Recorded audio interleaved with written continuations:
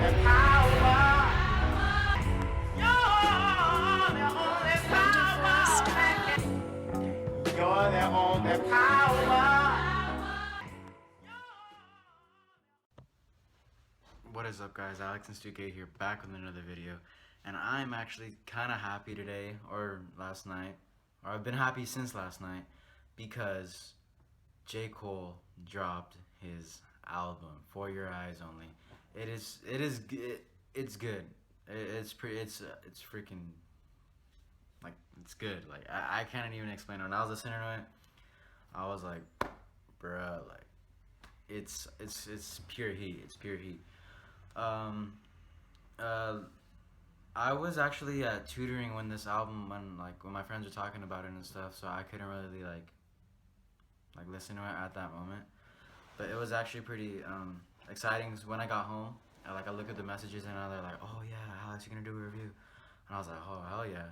So I come home, I listen to the album. It's deep. It's very emotional for Cole at this point of his life.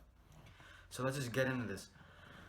For Your Eyes Only, it's J. Cole's fourth studio album, and he serves as a message to J. Cole's newborn daughter, and recounts memories for the daughter of a childhood friend.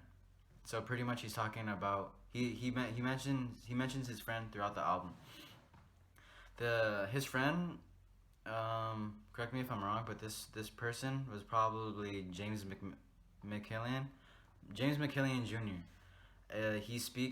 J. Cole speaks about him throughout the whole album, and yeah, like yeah, for you, like, you just listen to the album pretty much, but the album, like, it begins like as J. Cole saying he doesn't want to like live like anymore. Yeah, it's pretty sad, but he wants to live anymore. But as the story goes on, he meets a girl. He meets a girl on the song Deja Vu. They fall in love, which is in She's Mine Part 1. And the album goes deeper in the emotion, and Cole realizes his friends are dying in the streets, and he keeps selling drugs. And then his friend has a daughter, which comes in She's Mine Part 2. On the last song, Cole is rapping to his daughter saying, "Sorry, but if you're hearing this, if she's hearing this, if he's hearing this, the album I am dead and the live streets got to me."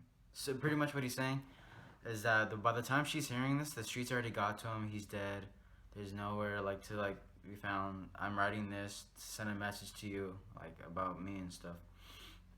So and then that was in then that was when like that's how you. And then when he's talking about the daughter, it really isn't like about J. Cole. It's about J. Cole's friend. It's about J. Cole's friend, because J. Cole wasn't really dealing in the streets like how J. Cole would talk about how his friend deal in the streets, like in Neighbors. Like when, like, I think like the chorus like starts off like, "Oh, J. Cole, oh, like, neighbors think I'm dealing drugs," or something like that. But J. Cole really wasn't dealing drugs. Like, he's talking about his friend here. So his friend was one of the his friend was literally like about the. So J. Cole really wasn't dealing in the streets. Like, he got out. His friend was the one on the last song rapping to his own daughter. So then on the last verse of the last song, J. Cole himself appears and talks to his friend's daughter himself. He tells her that her dad died from his life in the streets, but was still a good person because his friend loved the daughter. Like, of course, I mean, you love your own daughter, and you made her. So here's like what's kind of like crazy. That means the whole album is technically his friend's life. Like, it's not even about J. Cole. It's more about his friend. And but it is still J. Cole's life as well. So, like, it's kind of like in between. Everything that happens throughout the album to his friend, technically happens to J. Cole as well. Their lives are, like, in a way parallel, if anything. Like, so what happens to his friend happens to J. Cole, which is weird. But they both find a girl and they both have a daughter. But they both have a girl and they both have a daughter, which makes it parallel, which is kind of creepy but cool. But at the end, his friend passes away because of his life in the streets. J. Cole doesn't die, thank God, God forbid. He lives on to share his friend's story for his daughter's eyes only.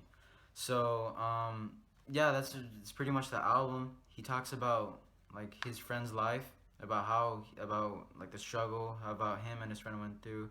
Like it's kind of like this album's kind of like a message to his daughter, which is kind of cool in a way. It'd be dope to be his daughter. Like, oh, J. Cole wrote a whole album about me or for me, which is cool. And then I actually like the album, and I'm gonna list off some notable tracks. And I just want to thank World Star Hip Hop for tweeting that, because that's where I got my information from. You go look at it. It's pretty sad. Like it's like a big old paragraph. I retweeted it. If you guys don't follow me, you guys, I'll put my username in the comment section, in the description. And a notable track that I liked was Immortal. And Immortal, the beat's dope, the flow's dope, and the message, or not really the message, but like what he's talking about in the song is dope. So like at this point, like it's been a while since J. Cole has like hit us with like an update, but like right off the bat, he lets us know what's been on his mind, which is pretty much death, cause like yeah, like it's sad. Continuing, continuing from Everybody Dies, which kind of like gives us a hint about how he feels. Cole asks what it really means to live and takes a couple more shots at the concept of the American dream. So, and Immortal also plays out as an alternate scenario from 2014 Forest Hills Drive on 03 Adolescence. That took place in 2003, of course, when Cole was 18 and he asked his friends to introduce him to a drug game. His friend declines, nothing that Jermaine was headed to college and a better life. So this friend already knew that J. Cole was gonna be J. Cole as he is now. So his friend didn't want to ruin that for him, which is good. This is a good ass friend. But this track takes place a year earlier and creates a story of J. Cole becoming a kingpin and dying as a legend. So, however, by the end of the song, Cole realizes that being a legend has a cost too high, and resents having to deal with drugs, being an athlete, or be a musician to gain wealth and or notoriety as being a black man making it in life. So that's what he becomes like immortal, like he's talking like he's taking all these shots, like he's taking all these hits, but he still remains immortal and keeps going to being the J. Cole that we all love and listen to today.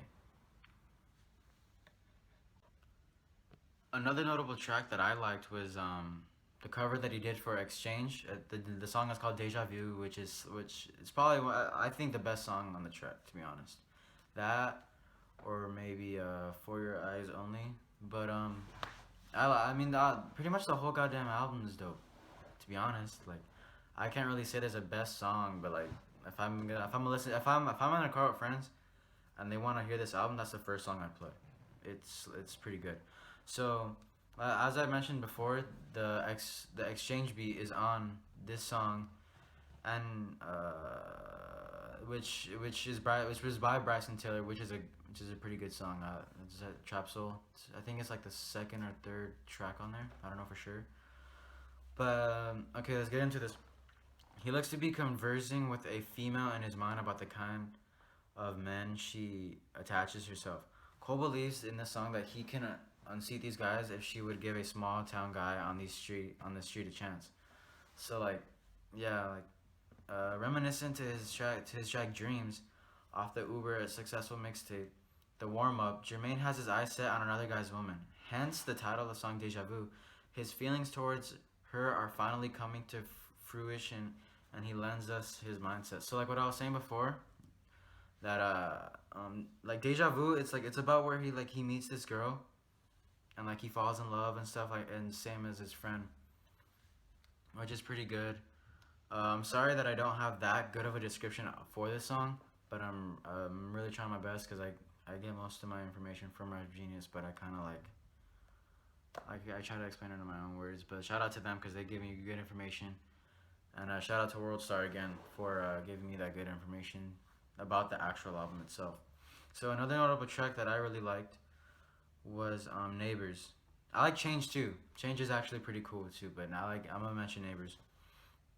So at this point of his life, Cole feels although he has many accomplishments with his music career, he won't ever be truly appreciated.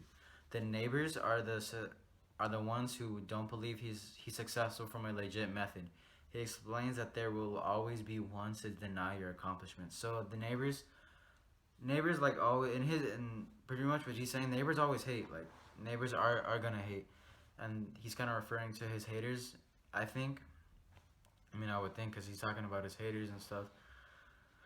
So like what he's saying, no matter how good he does in life, no matter what he accomplishes, is always gonna be his neighbors or his haters. That's what he's referring to. But then again, though, like what I was like saying earlier, I think this is about his friend as well because in the song, like it talks about him like the neighbors thinking that he's dealing drugs or something, or that could just be him like writing music in a way, but his friends or the neighbors are thinking otherwise. So another notable track is of course "For Your Eyes Only." This is probably one of the deepest songs like I've ever heard from J. Cole. Like this is soul Cole. Like this whole album is pretty much soul Cole right here. Like there's bangers, don't get me wrong, but it's like soul Cole. So let me explain this song. "For Your Eyes Only," by the way, is actually in the album. The the title of the album is actually inspired by the late great Tupac. "All Eyes on Me." For Your Eyes Only. That's where he got the name from. That's where he was inspired from. And yeah. Uh, J. Cole released a 40-minute long documentary called Eyez, which captures the recording of his forthcoming album with the music videos of Everybody Dies. So it's actually pretty cool. And it's on False Prophets, I'm sorry. Prior to the release of his 10 track project, a pre-order on iTunes revealed the day of release. Blah blah blah. Alright, so let's get into this.